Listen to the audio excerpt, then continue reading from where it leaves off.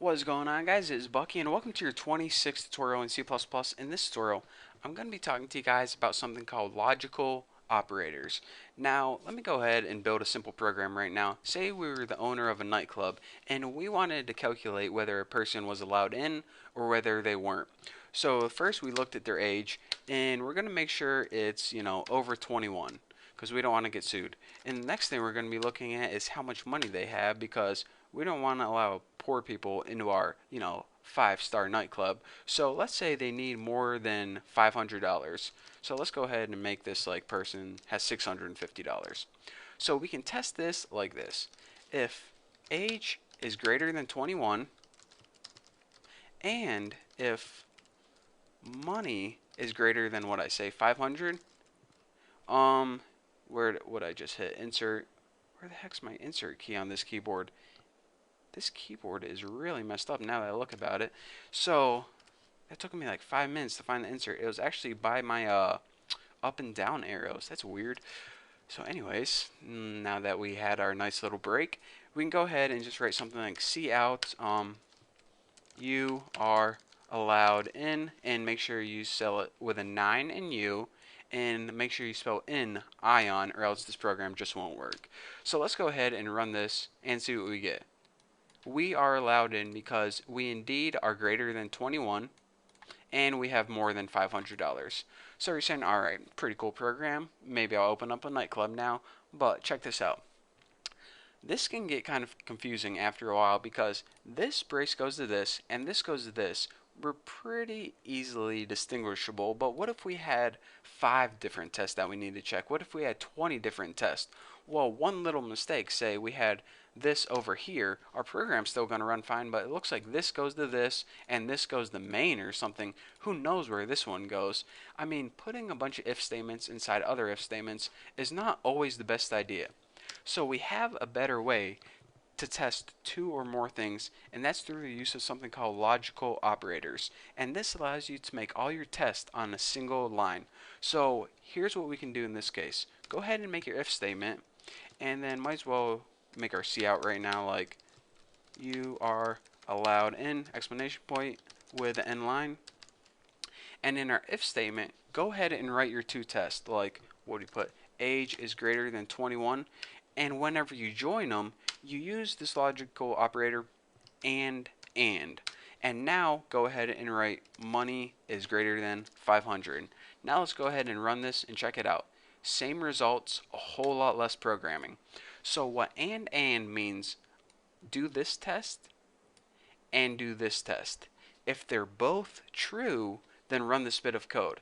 And since they both were true, it ran this bit of code. If one of them was false, say we only had, $4, like that, well, yeah, this test is going to be true because we're greater than 21, but this is going to be false because $4 is not greater than 500. And whenever we run it, we are not allowed in. Check it out. And also, if both the tests are false, like we're only 2, and oops, wrong space for that.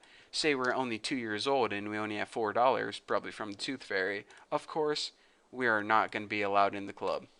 Not cool, but we're a 2-year-old. Who needs to go clubbing when they're 2 anyways? So basically, a double and sign means this. Test all these tests, and if they're both true, then you can run this bit of code. But if one of them is false, or both of them is false, then we don't run it. Simple enough, huh? And I say and with this test and this test, but you can also have and in another test, and even and in another test, and it's just going to run all of your tests and make sure that they're all true. So the only way this bit of code is going to run is if all your tests in this is true. So if you're saying, alright, I understand that logical operator, all the tests need to be true in order to run. But what if you say this, alright, I'm, not the most professional nightclub owner, so I'm going to allow them in if only one of these tests is true. If they're over 21, then they're allowed in, of course. Or if they have over $500, I'm going to allow them in because, if a 20-year-old walks in with like 8 grand, I know he's not 21, but I think we should let him in anyways. So say we want to do that. Make sure only one of the tests is true. What we do is use a logical operator called the OR logical operator, and that's if you see above the enter key on your keyboard and hold shift, you get these two little things. I call them pipes, but I think some people call them pipelines. Tell you the truth, I don't know what they're called. It's like a straight line up and down, as you can see. But that's what it is, and two of them in a row is the OR logical operator. And what the OR logical operator says is this: unlike the AND, where this one and this one had to be true, only one of them has to be true and the other one can be false, and it still runs the bit of code. So check this out. We passed this test as true, 26 is greater than 21, but we don't have more than $500, so this is going to be false. So true and false.